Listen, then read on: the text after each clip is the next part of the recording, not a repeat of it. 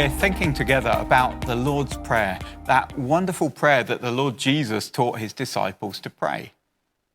Because so many of us recognize I need to be connected to something bigger, something greater than just me.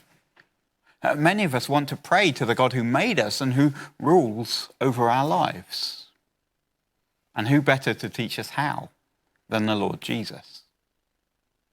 And so we are saying, Jesus, teach us to pray. So far we have thought about the first line, our Father in heaven. God is great, powerful and holy. He is in heaven. And yet through his Son, Jesus, he welcomes all who come to him. He welcomes us as daughters and sons. We are able to call him our Father. And we thought about the second line, hallowed be your name. We thought about how we are to set God's name apart, recognize that it is worthy of honor because God is worthy of the highest honor, not just in prayer, but in our daily lives.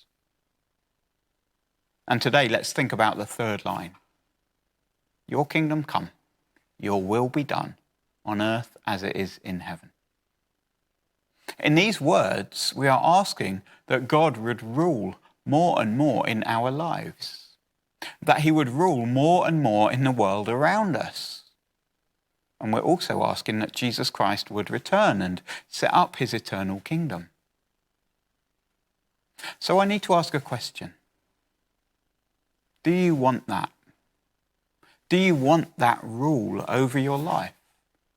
Not just having God as a good luck charm in my life or only as a friend that I can turn to when I want some comfort or some advice that I can choose whether to take or leave.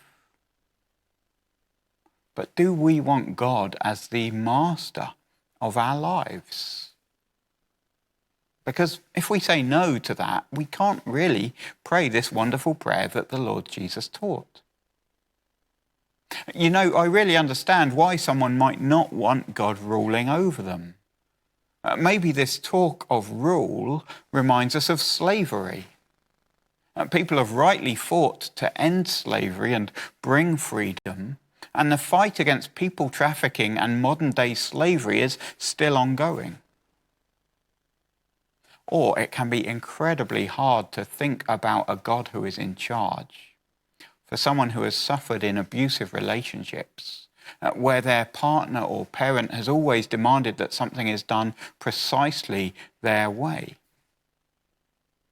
And many of us have had a simply incompetent boss who just didn't have a clue what they were doing. And so perhaps when we think of ruling, we think in those terms: incompetency, abuse, slavery. So let me tell you why I want to be under God's rule. And I hope it will help you see why being under God's rule, this is a good thing. Because God's rule is a loving rule. God's rule is a loving rule. See, a slave owner or an abuser, they want others to serve them to show how great they are. They want others to glorify their name. But they probably aren't interested in the good of others. Our Father in heaven, though, his rule does show his glory. It is right that it does so. Hallowed be his name. And it is also for the good of his children. And we can see that actually, can't we, in the world around us? If God wanted slaves, well, he could have just made this world a warehouse or a multi-story car park, grey stretching to the horizon in every direction. He wouldn't have given us a beautiful world to live in. He wouldn't have bothered creating trees and flowers, oceans and mountains, birdsong and sweet fruits. But he did. Because it shows how great he is, and because he wants us to enjoy living in his world. Because he loves us. And most of all, listen to these words the Lord Jesus, the Son of God, spoke about himself.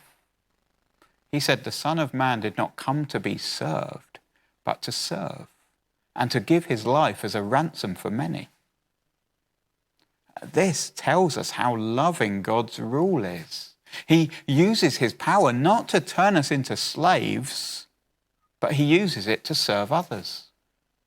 Christ, the eternal Son of God, he uses his power not to build himself palaces or become a dictator, but to feed the hungry, to give sight to the blind, to empower the oppressed.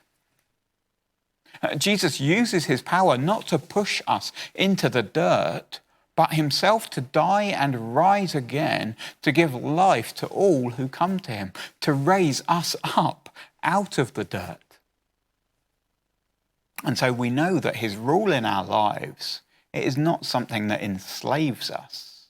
It is something that gives us freedom, freedom to live for our Maker, the life that we were made for.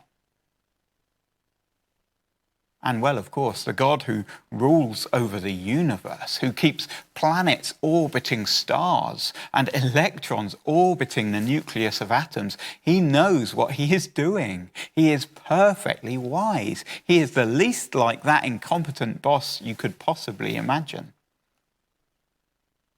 Now, it's important to remember that according to the Bible, we all are either in God's kingdom of love and light and joy, or we are in a kingdom of hatred and darkness and despair. The choice seems obvious, doesn't it? And the wonderful thing is, even though we are all in that kingdom of darkness by nature, which explains why so often our thoughts and words and actions are darkness instead of light, even though we are all naturally in darkness, as soon as we turn from our sin and turn to the Lord Jesus, asking him to rescue us, straight away he pulls us out of that darkness and brings us into his own kingdom. Darkness or light? The choice is obvious, isn't it? I pray that we would each have that wisdom to make the right choice, to come under and live under the wise rule of the God who loves us.